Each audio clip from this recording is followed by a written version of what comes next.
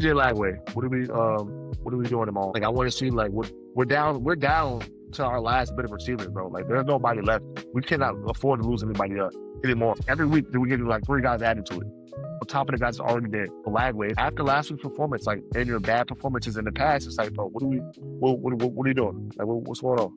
Let's What reset here. version of him are we gonna get? What version are we gonna get tomorrow? Hey, y'all, what's going on? This is a forecast for this weekend. You know, the Gators are playing Ole Miss. I'm out of position. This is Better Dial Kyle over here. We just, What are you doing tomorrow? If there's a way we can come out with the dub after I don't the know last if week's there's a way. performance. Yeah, I don't know if there's a way we can come out with a dub. Hopefully, they've gotten some structure together. Maybe loop some, keys and whatnot. And it's not that we've given up our team. We would never say that. But it's just tough because we're only going based off of what we've seen these last few weeks, what we've seen this entire season. And it's not very promising to us tomorrow because we're going against the number 6 team in the country. And we look like a shell of ourselves from week 1. And it doesn't look like we just look like a deer in headlights right now. Just trying to figure it out. And I think we were talking about this a little bit ago, Kyle. The fan base kind of wants Lane to win anyways because they want Lane to come coach over here at the University of Florida. They've wanted him since the beginning of last year, to the end of last year to this year. I feel like a lot of them are probably thinking in the back of their brain, like, if he does blow us out and we do lose, maybe that'll make him feel sorry for us even more and want to be a part of our program. But I would hope that a lot of them wouldn't think like that, and try to support the team and hope, cheer us on and hope that we win. But in this situation, you never know. It's an awkward situation that we're going in tomorrow. Like the guys that we're so fixated on is going to be trying to destroy. Yeah. And I know the Florida fans are, going to be going crazy.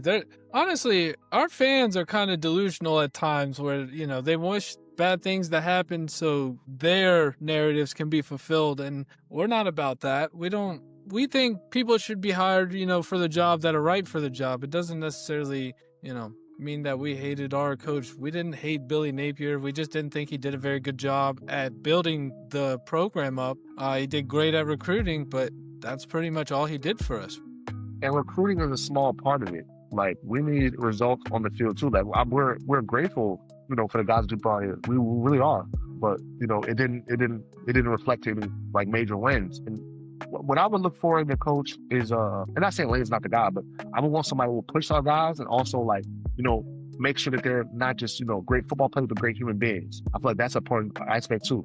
And I'm not saying all right, yeah, I may never meet any of these players, I may never cross paths with them, but I would hope that our coach would instill values of off the field, because all of these guys are going to make the NFL, and I feel like that's a very important piece of being a coach that a lot of people look past. I think Billy did have an influence on that when it came to the Florida Gators, because we've seen a lot of donations go that were off field from some of the players that got NIL deals.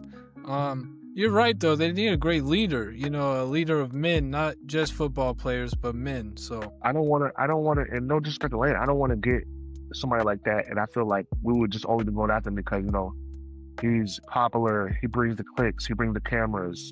His personality. He's a funny guy, a very witty guy, sarcastic.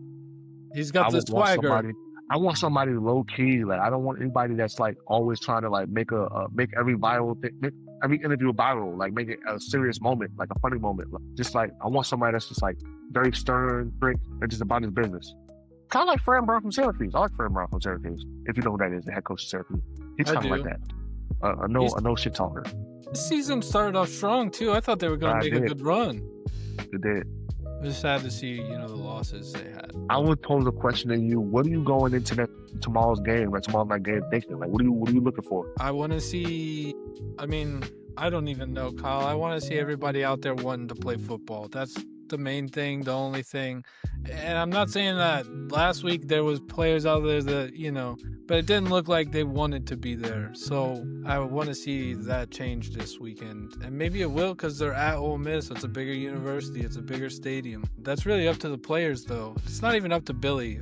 Billy Gonzalez has been doing the best he can. I think a lot of problems come down to Ryan O'Hara, too, because he's still play calling, and it still looks mediocre at times. It doesn't look as impressive as we once were. I would hope that a lot of the guys would not read too much into this because I know all of these guys have social media. All my players have social media. So I know that they're getting DMs from our fans, which is weird that you would DM a college kid, but okay. DMing them, Lane Kiffin, College man, edits. Kyle. College man.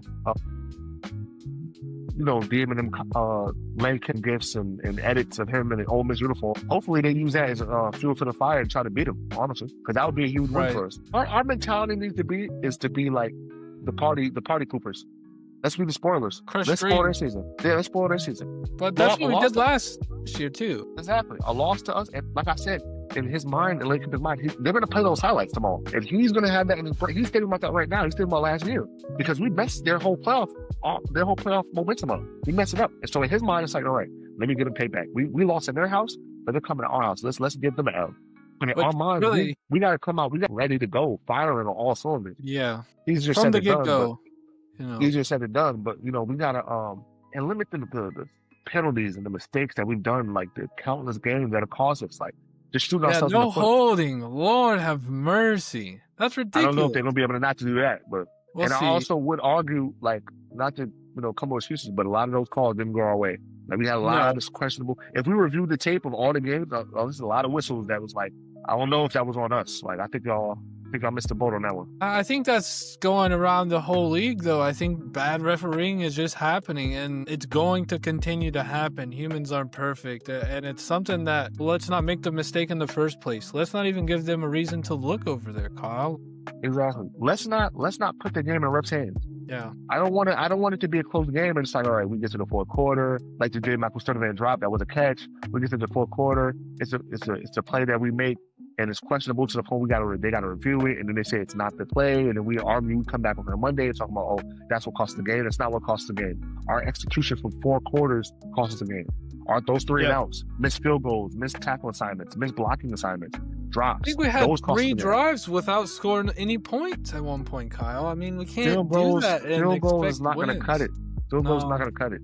And this with us, I feel like we lose confidence too fast. Like, if Ole Miss scores on that first drive, I feel like we just do this. Like, we just hang our heads like, well, it's going to be a long night, guys. Like, we don't punch back, bro. Like, we take too long to punch back. Yeah. Like, we'll have a good first drive and it'll end in the field goal. It's like, no, bro, let's get a touchdown, bro. We got all the way down the field. Let's get 6. Let's get 6, bro. Come on, man. Kyle, they have to figure it out, though, because they're the ones that, their season's on the line. I mean, well, not on the line, but you understand what I'm saying. They have the chance to make clips here, not us. So they either want to step into it and make clips. If they want to transfer, that's especially what I would be doing. So, I get the highest bidder or whatever the case may be. But, hopefully we do see some of the Florida Gators ball out on Saturday because we need them to. I want to see, and we've talked about him to the cows came home, and rightfully so.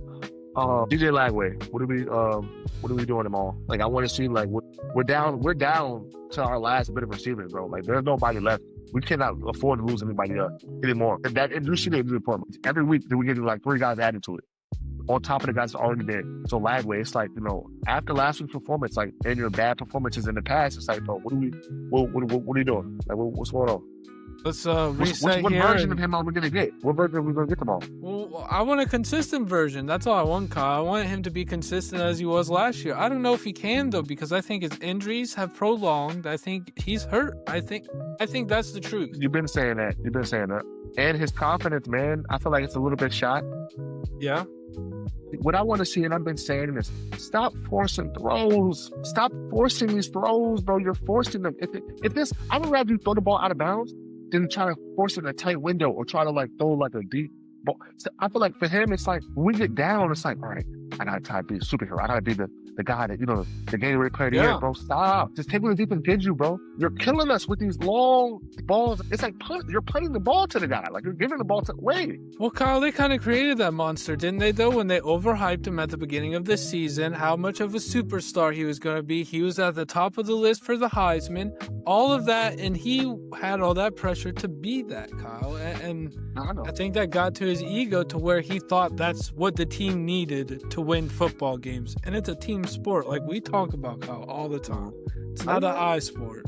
Tim Tebow could not have won those national championships by himself. There's no chance. And just to piggyback on that, you got to trust in your teammates, the ones that are actually available in there. I don't want to put all the pressure on him because a lot of it was on Hayden Hampton. It was on Eugene Wilson. Dallas Wilson was out for the majority of the year. He only played in 4 games. Aiden Mizell, they were messing with his lineup. Like, he would be in the lineup and out of the lineup. So I feel like the chemistry wasn't really there with him and the receiver because a lot of those guys was out. And Billy was misusing a lot of those guys. He'd have certain guys playing, and then the next year we wouldn't have those guys playing. We had the other guys playing. It's like, what rhythm is that, bro? We need consistency. And the only consistent guy for this entire year, if there was a consistent award on our team, is Jaden Ball. He's been available. He's been making plays. He's been the entire offense. Well, and George Guns Jr. That guy's... I'm saying offensive wise. I know. But I'm always going to mention my dude right there, dude. He's a dog. I know. He is a dog. But it's always, the game comes down to scoring points, and Ball has been doing that. He's caught passes. He's ran passes in. Only thing he hasn't done is throw a pass. Maybe we'll see that tomorrow. Listen, our season's but our season's over. So this is where Billy could get in his bag. Like, start doing things that's out of the norm of what we used to seeing. Because at the end of the day, Ole Miss can't really scout us because a lot of our guys are out. They're hurt. So what are they scouting? That's what we're playing with house money. We're playing with house money here. True. It's true, Kyle. Well, I think that about wraps it up for our forecast. We hope for the best tomorrow. We really do. We hope to see our Gators playing, a bunch of hardcore football and getting physical out there because that's what needs to happen. And Kyle, you got some words? Man, let's see what they do. I'm excited. I'll be watching. It's another opportunity to show what we can do. Show the fans what we can do. Yep. Well, guys, go ahead and like, comment, and subscribe. Let us know your opinions, what Florida should do. I mean, is Lagway's career's over? Maybe you think that. We don't think that, but you could think that. Let us know. We want to hear your thoughts, All right, we'll see you guys later. Peace. See you. Peace.